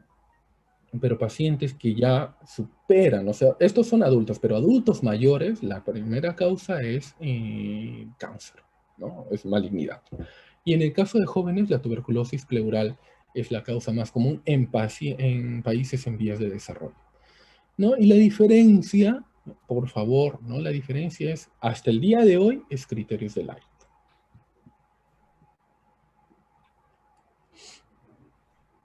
En pacientes, ¿no? Que tienen sospecha de derrame pleural, con hallazgo radiológico, lo podemos complementar con ecografía torácica. ¿Por qué?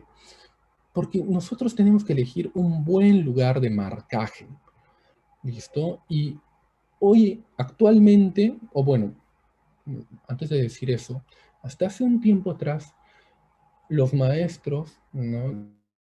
de la medicina nos decían, no, auscultatoriamente chequéalo y ahí es donde te vas a funcionar. Se sigue haciendo actualmente, pero hoy en día, ¿no? En países ya desarrollados, toda punción que nosotros hacemos es bajo guía ecográfica.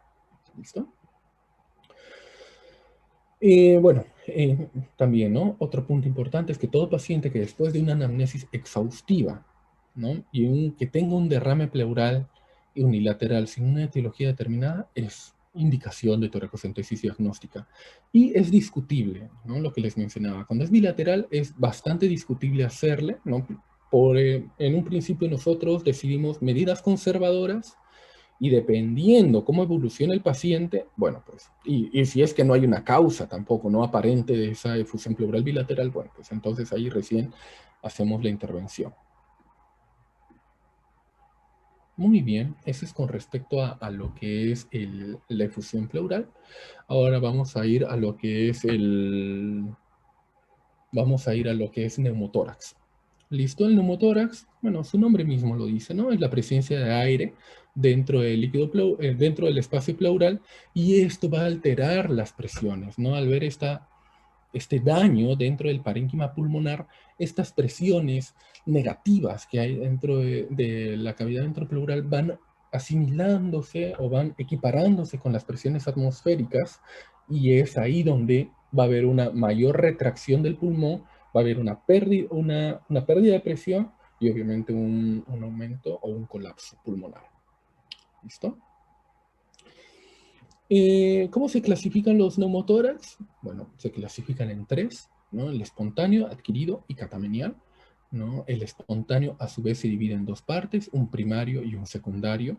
Recordar lo siguiente, el primario no tiene, o sea, es un paciente que no tiene una lesión pulmonar.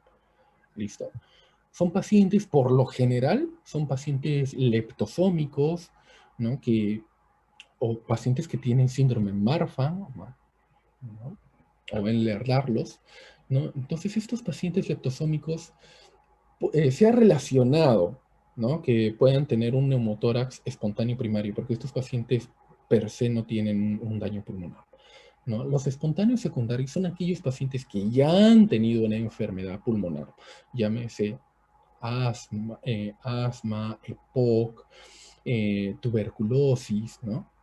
Entonces, estos pacientes, al tener un daño estructural pulmonar, ¿no? Pueden generar o pueden tener neumotórax, ¿no? Los pacientes con bronquiectasias, por ejemplo, también. ¿Listo? Ahora, otro punto es el neumotórax adquirido. Este es el iatrogénico, ¿no? Este es el que, como les comenté, ¿no? En el caso del derrame pleural, ¿no? El paciente no colabora, pero yo le quiero hacer la toracocentesis y al final termino lacerando la pleura visceral, termino perforando pulmón y genero un neumotórax. Entonces puede ser producido por el profesional, ¿no? O puede ser traumático, ¿no? Lógicamente los traumatismos, ¿no? Los golpes, todo ello. Con respecto al catamenial, no es muy frecuente.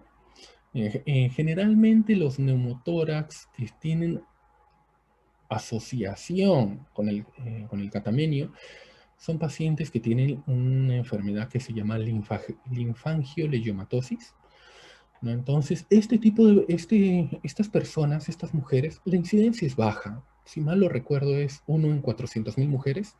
No son aquellos pacientes que pueden tener neumotórax asociadas al catamenio.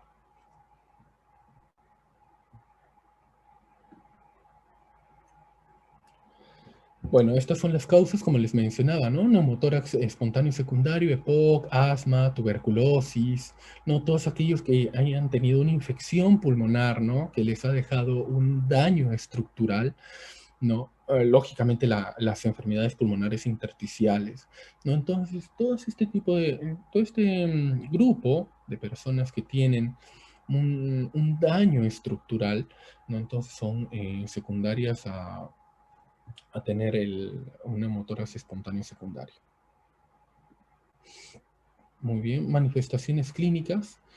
Bueno, ¿qué es lo que nosotros vamos a encontrar? Más que nada son dolor torácico, taquipnia y tos seca, ¿no? Ahora, con respecto a las manifestaciones clínicas, Es bastante parecido a lo que es la inspección, a lo que es el derrame pleural, ¿no? Pero, ¿dónde va a estar su diferencia? En la percusión.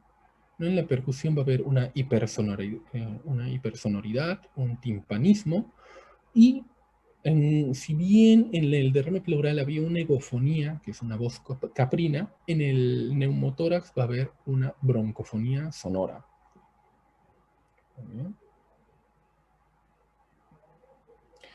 Bueno, estos son la aproximación a lo que es el neumotórax. Nosotros podemos ver acá, ¿no? A mano izquierda, ya esta área, ¿no?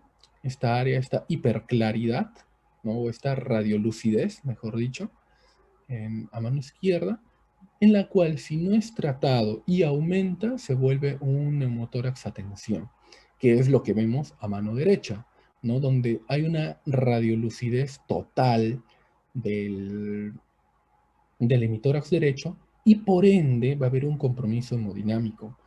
Recuerden, un neumotórax que es mayor al 20%, que no se trata adecuadamente, pacientes es probable que vaya un neumotórax a tensión y son pacientes que un neumotórax a tensión no te da tiempo y el paciente se muere. Es una emergencia, ¿no? Donde el tratamiento es drenaje de emergencia. ¿Listo? ¿Y cómo cuantificamos el neumotórax? Bueno, tenemos en sí tenemos varias formas de hacerlo. Las que les he traído acá es la tradicional, que es el índice de REA, donde nosotros lo dividimos el parénquima pulmonar o el pulmón en tres partes. Tomamos una línea A, que es la cúpula pulmonar, una línea B en el tercio superior y la línea C en el tercio inferior, ¿no? Sumamos la distancia, sumamos los centímetros y lo dividimos entre 3. El resultado en centímetros lo extrapolamos a la tabla que está a mano derecha, ¿no? Y eso nos va a dar un aproximado en porcentajes. Listo, como les digo, paciente que tiene mayor al 20%, vuelvo a repetir, esto es importante, pacientes que tienen un neumotórax mayor al 20% son pacientes que idealmente deben ser tratados con una sonda de drenaje pleural. Ahora, a veces uno dice, oye, pero ¿cómo lo mido? No lo sé muy bien. Tenemos otras normas o otras guías, que es de la BTS, que es la guía británica, que nos indica nada, olvídate. Tú solamente toma tu lado B, y si este lado B es mayor a 2 centímetros, es un paciente que tiene indicación de drenaje torácico. ¿Listo? Es mucho más práctico, mucho más rápido y es lo que nosotros hacemos, ¿no? en la práctica, ¿no? Si nosotros vemos que en el tercio superior, ¿no? hay una distancia mayor de 2 centímetros entre la pared torácica y el pulmón, entonces es indicación de drenaje pleural. Ya, pero por cierto, y para que lo tengan en cuenta, eso es lo que nos dice la BTS. La Asociación del Colegio de Cirujanos de Estados Unidos indican que es 3 centímetros. Bueno, ahí hay una diferencia de opiniones, ¿no? Entre el colegio americano y el colegio británico. Nosotros en el Hospital Amenar utilizamos la guía, en el servicio de neumología, las guías de la Sociedad Británica. Este es un caso, ¿no? De un paciente que tuvo COVID. Aparte del COVID, tuvo secuelas pulmonares, ¿no? Tuvo una fibrosis pulmonar y que también hace neumotórax. Entonces acá les dejo la imagen. Es un video bastante cortito.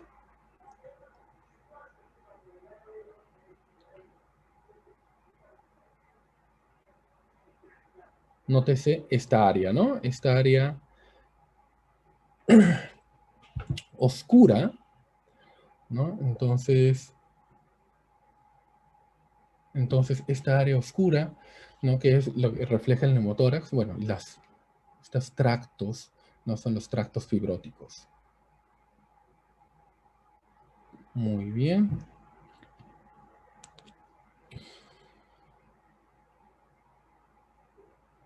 Muy bien, chicos. Entonces, esto es un paciente que es un neumotórax secundario, ¿no? Es un paciente con COVID que tuvo tractos fibróticos como secuela de enfermedad, pero empezó a toser, ¿no? Tuvo una tos incoercible, no se trató de manera oportuna y al final esa pared pulmonar, ese parénquima pulmonar debilitado, al final terminó cediendo y generando un neumotórax. Este mismo paciente se le hizo una ecografía de la misma manera. Bueno, disculpen, siempre lo comparo con, con una ecografía que me hice yo, ¿no? Entonces vemos acá el deslizamiento, ¿no? En estas líneas hiperrefringentes y en lo que es lo que es, en este paciente, vemos esta línea hiperrefringente no se mueve, no se desliza. Entonces, ese es un signo ecográfico de neumotórax. Otro signo ecográfico es los signos de código de barras, que lo vemos en el modo M, que es acá abajo, pero bueno, acá no se aprecia muy bien, y eso es porque este transductor es un transductor convexo, cuando debería ser recto o lineal. Bueno, entonces vamos ya para ir acabando, ¿no? Tenemos unos minutos más. Ya para ir acabando, entonces, ¿cuál es el tratamiento del neumotórax? El tratamiento va a ir en base al grado de extensión de la enfermedad. No, si es un paciente que tiene menos del 20%, tranquilo, no te preocupes, simplemente obsérvalo, que repose, ¿no? Puedes darle analgésicos en caso que esté adolorido, ¿no? Y también puedes ayudarlo con oxigenoterapia, ¿no? ¿Por qué oxigenoterapia? Porque lo que va a hacer el oxígeno a altas concentraciones, alto flujo y altas concentraciones es barrer el nitrógeno. Al barrer el nitrógeno, ¿no? Va a ayudar a que haya una disminución del neumotórax. ¿Listo? Pero esto es en pacientes que tienen menos del 20%. ¿Qué hago si el paciente tiene más del 20%? Entonces, si tengo que hacer un drenaje pleural fino, puedo utilizar una sonda de succión, ¿no? Ahí hay varias sondas que nosotros podemos utilizar. Podemos utilizar tubos de drenaje pleural delgados, ¿no? De 20, 22, 20, o podemos utilizar inclusive catéteres, ¿no? En este caso, el catéter con una válvula de Hemlich que nos ayuda bastante. Pero, ¿qué es lo que pasa si el paciente tiene un neumotórax?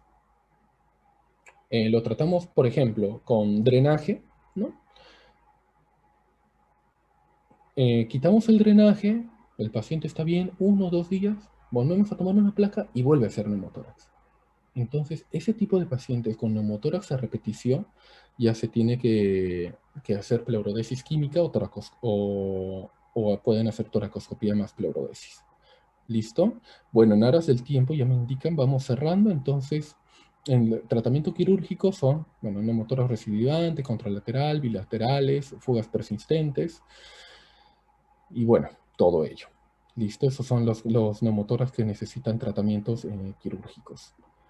¿Listo? Y eso sería. No, gracias, doctor Benítez, por todo. Doctor Benítez, ya casi para cerrar y para terminar, dígame usted, por favor, cuáles serían los mensajes que dejaría a los alumnos y para que no se olviden nunca, estando ellos, sean de cuarto, quinto, lleguen al internado, lo que usted haya visto de repente frecuentemente como error, ¿no? Gracias, doctor Benítez.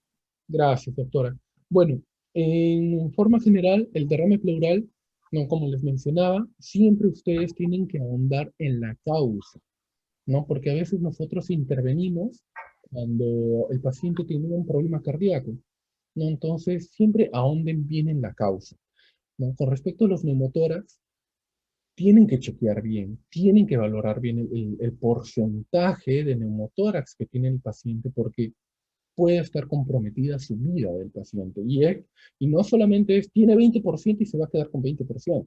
Tiene 20% ahora, pero si no se si no se lo observa, no se le dan analgésicos, eventualmente oxigenoterapia, este neumotórax puede aumentar y se puede volver un neumotórax a tensión, y eso obviamente va a matar al paciente.